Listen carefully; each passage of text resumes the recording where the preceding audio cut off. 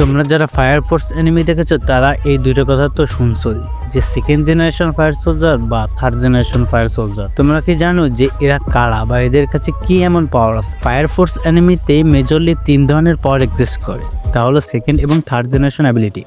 আজ আমরা এই দুইটার কথাই বলবো, কিন্তু আরও একটা পাওয়ার আছে, তা হলো অ্যাডোলা বাস্ট, আর এটা আমরা নিজবিত এক্সপ্লেন করার চেষ্টা করব। সেকেন্ড জেনারেশনের পাওয়ার যাদের কাছে আছে তারা নিজেরা ফায়ার তৈরি করতে পারে না, কিন্তু এক্সিস্টিং ফায়ারকে তারা কন্ট্রোল করতে পারে, যেমন আগুনের দিক পরিবর্তন করা, যে কোনো আগুনকে থামানো কিংবা বাড়ানো, বা যে কোনো বিস্ফোরণকে নিয়ন্ত্রণ করা। থার্ড জেনারেশনের পাওয়ার আছে যাদের কাছে, এরা নিজে থেকে আগুন তৈরি করতে পারে, কিন্তু এরা সেকেন্ড জেনারেশনের মতো আগুনকে কন্ট্রোল করতে পারে না, কিন্তু এরা শরীর থেকে বের হওয়া আগুনের মাধ্যমে অ্যাটাক করতে পারে, উঠতে পারে। যেমন শিনরা কুসাকাবে পা থেকে আগুন বের করে রকেট স্পিড কিক দিতে পারে। শিনরা কুসাকাবে, আর্থার বয়েল, তামাকে কুতোৎসু, এদের কাছে থার্ড জেনারেশনের পাওয়ার আছে। আচ্ছা, তোমরা কি জানো ফায়ার ফোর্সে এমন একটা ক্যারেক্টার আছে যে কিনা সেকেন্ড এবং থার্ড জেনারেশনের দুইটা পাওয়ার ইউজ করতে পারে? বলতে পারবা সে কি?